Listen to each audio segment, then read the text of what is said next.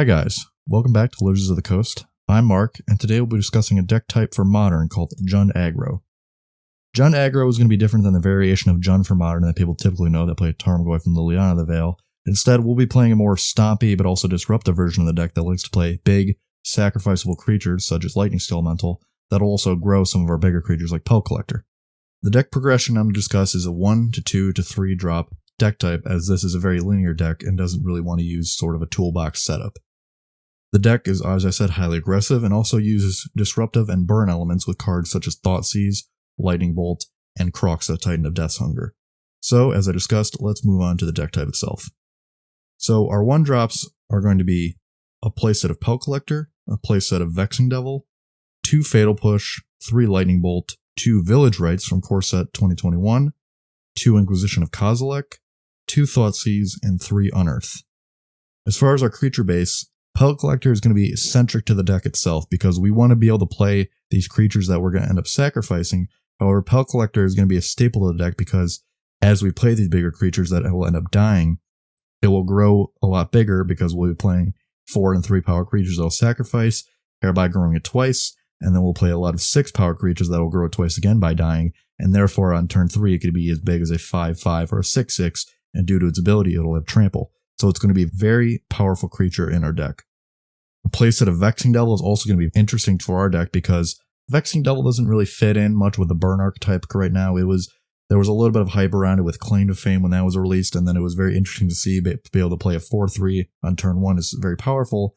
However, it just doesn't fit in as much because sometimes if it just gets left on the battlefield, people can just bolt it and then it'll die without having any effect. However, with the ability of Pellet Collector, if we play, say, Vexing Devil on turn 2, at the end of the day, it'll still grow the Pellet Collector and you'll still get some value out of it. We're playing 2 Fatal Push because in a deck of Jund, you're going to want to play some sort of removal, and even though we're playing a lot less removal than the typical Jund deck, we're going to need something, so 2 Fatal Pushes can be very good for us. And then we're going to play 3 Lightning Bolt because it'll give us a lot of utility and special removal if we need to, say, hit that Noble Hierarch, another creature that's going to get in our face, but it also gives us that burn at the end of the day that, say we hit them down to a low life total, we can finish them off with a Lightning Bolt. I put 2 Village Rites in this deck because it's a new interesting card from Core 21, and I think that it's a very interesting card that, say we play the Vexing Devil or we play the Kroxa or we play that Lightning Skelemental that, one of the problems with an aggro deck is running out of gas. You're not going to have those cards in your hand and be able to hit them over and over again. And if we're going to play a Lightning Skelemental, it's going to hit them for 6, make them discard 2. Why not at the end of the turn, draw 2 off of it for free, and then you have more gas in your hand to keep going. That's one of the problems with burn and aggressive decks is that they just run out. So there's a perfect card for this deck to have a 2 of it. We're also going to play 2 Inquisition of Kozilek because in Jund, we're not playing counter spells and we're trying to play really aggressive, and sometimes we're going to run into issues if people are killing our stuff. We need to play some sort of disruptive element because we need to stop them from their game plan so we can get in there really quickly with our aggressive creatures and kill them first. Similarly, we're also going to play 2 Thoughtseize so we can take bigger cards such as Karn Liberated, or take an Ugin, or take other big stuff so that we don't have to worry with that 3 restrictive mana costs like Inquisition.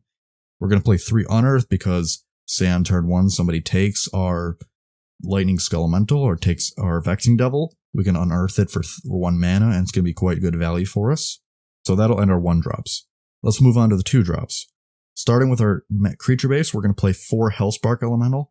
This card is going to be fantastic in our deck, not only because it'll come in on turn 2 and swing for 3, it'll do the same thing by growing Pellet Collector because it's a 3-power creature, so it'll first come into the battlefield, grow Pellet Collector by 1, die, grow it again by 1, and it also has that ability to unearth itself for 2 mana next turn, so say you run into a lot of mana flooding or you just don't have what you need in your hand to do it, maybe you'll put it in the graveyard with a Grizzly Salvage, you can still unearth it for free, so it's a very good target in that sense and is very, very versatile for us.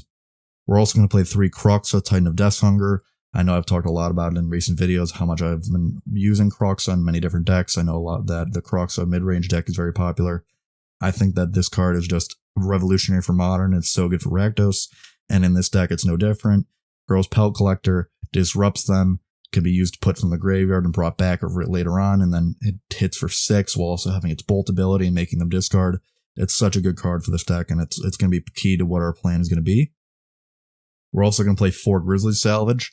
As I've mentioned, this deck uses a little bit of the graveyard, so Turn 2, we don't have what we need necessarily. We're not running a lot into creatures. We can play Grizzly Salvage on instant speed, which is very, very important. Instead of, say, Ransack the Lab in this deck, we can grab that creature or the land we need if we're running low on lands, and that'll help us immensely in the, if we're running behind.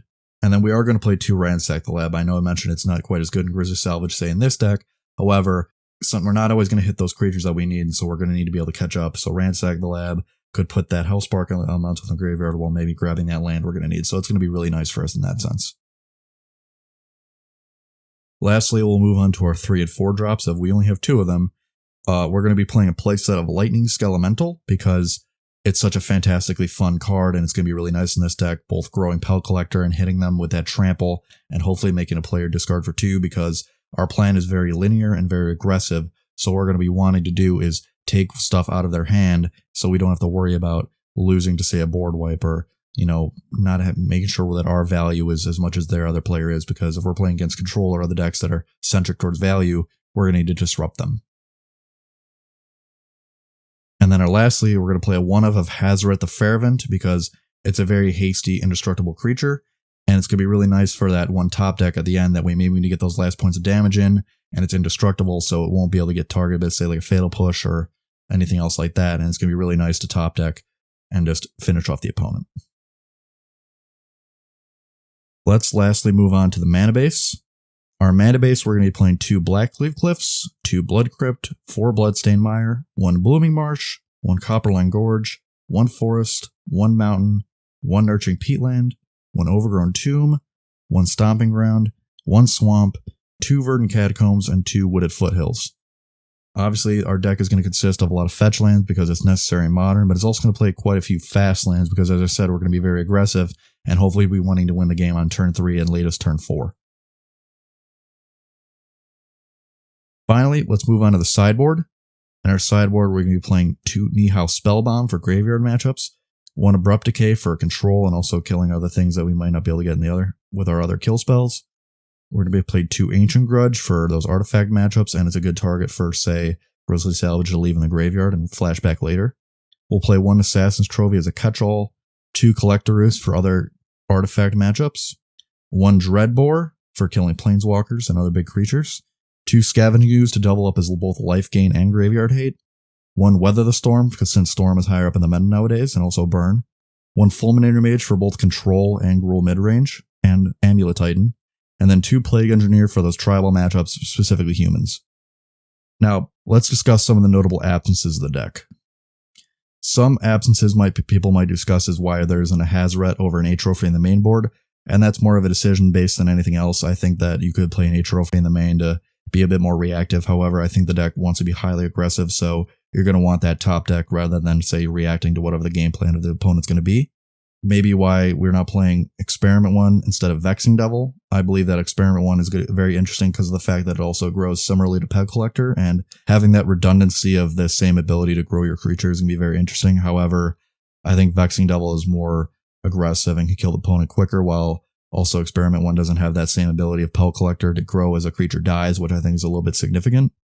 And then maybe why aren't we playing, say, Strangleroot Geist over Hellspark Elemental? Well, Hellspark Elemental has that Unearth ability, whereas Strangleroot Geist is also very restrictive in its mana cost at 2 green, which doesn't fall quite in line with our mana base. Which, I still think Strangleroot Geist is a good card. However, it might be better played in, say, a Gruul version with, say, cards like Groundbreaker, which you could still make an alternate version of the deck with that. That's it for the deck tech. I hope you guys enjoyed. Hit the like and subscribe buttons if you enjoyed the video. Comment below what you think of the deck, and I hope you have a nice day.